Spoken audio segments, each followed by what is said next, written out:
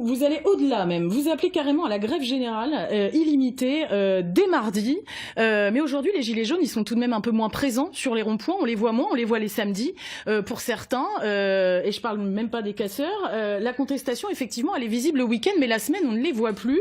Si on regarde les sondages, on serait à 56% de soutien, alors qu'on était début décembre autour de 68%. On sent qu'il y a de la sympathie, toujours. Pourquoi aller jusqu'à la grève générale illimitée? Alors déjà, vos sondages sont faux, parce que le dernier... oui, mais le dernier en date, c'est 67%. Le dernier en date, c'est 67% de soutien au mouvement des Gilets jaunes. Il y a eu un rebond au courant du mois de janvier. Ensuite, vous avez une contestation de la politique qui est menée à hauteur de 75% des Français qui rejettent cette politique. Vous m'interrogez sur le point de savoir pourquoi les ronds-points ne sont plus occupés. En réalité, il faut savoir ce qui se passe sur le terrain. Les ordres ont été donnés aux forces de l'ordre pour aller déloger systématiquement les ronds-points. Des arrêtés préfectoraux ont été pris pour interdire les lieux de rassemblement, notamment dans l'heure. Grève générale illimitée. Si vous voulez. Pour reprendre la main. De la contestation, justement. Mais tout simplement parce que nous sommes face à un pouvoir exécutif qui refuse le dialogue. Pour les raisons que je vous ai indiquées, ce grand débat national n'aboutira sur rien. J'ai participé à l'émission de Cyril Hanouna parce qu'il y avait Marlène Schiappa, qui est la secrétaire d'État. 7 propositions ont été plébiscitées par les téléspectateurs. Bon, moi, écoutez, je vous fais un pari. Je vous dis que le pouvoir exécutif imprimera ces propositions, en fera des belles boulettes de papier et les jettera à la poubelle. Voilà comment ça va se terminer. Et nous en aurons la confirmation au mois de mars, alors que ce sont des propositions qui disent ISF avec exonération pour les PME, CICE réservé aux PME, peine plancher pour les fraudeurs fiscaux pour être sûr que ceux-ci aillent en prison quand ils commettent des infractions à la loi et notamment à l'impôt.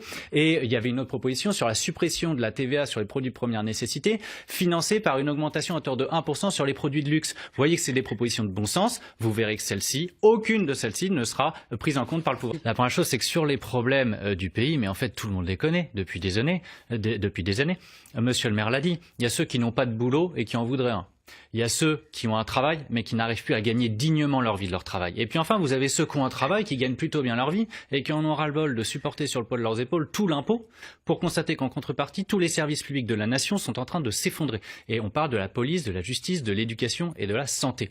Dès lors que vous avez dit ça, la question est celle des solutions. Et là, le grand débat national s'apparente à une mascarade. C'est un enfumage, une stratégie de communication pour tenter d'anesthésier l'opinion publique, mais nous savons d'ores et déjà que de ce grand débat national, rien n'en sortira. Aucune mesure concrète n'en sortira, puisque vous avez les membres du gouvernement, à commencer par le porte-parole, qui ont indiqué que quoi qu'il arrive à l'issue du grand débat national, rien de ce qui a été fait depuis 18 mois ne sera détricoté. Et nous en avions eu effectivement la confirmation au terme de la lettre du président de la République, qui a indiqué que quoi qu'il arrive, les dispositifs fiscaux bénéfices des 1% les plus riches, c'est-à-dire la réforme de l'ISF, la flat tax, l'exit tax et le CICE, ne seront pas réformés. Il nous a également dit où souhaitez-vous réduire les dépenses publiques. Mais qui a dit que nous voulions réduire les dépenses pour nos services publics essentiels? Et nous savons dans sa bouche que ça va. La question était orientée, en fait. Tout est déjà cadenassé. Et également, il a déjà balayé d'un revers de la main la question du référendum d'initiative citoyenne. Il ne veut pas de démocratie directe. En fait, ce qu'il voudrait bien admettre, c'est des consultations qui auraient uniquement valeur de sondage, ce qui existe déjà.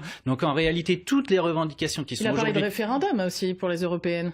Non, mais alors le référendum, on ne sait toujours pas ce que c'est. Est-ce qu'il engagera son mandat comme le faisait le général de Gaulle, c'est-à-dire que effectivement, il sera à la hauteur des enjeux et de ses responsabilités et il se comportera enfin comme un démocrate. Mais s'il fait un référendum en engageant son mandat, c'est très bien, nous l'accueillerons avec plaisir.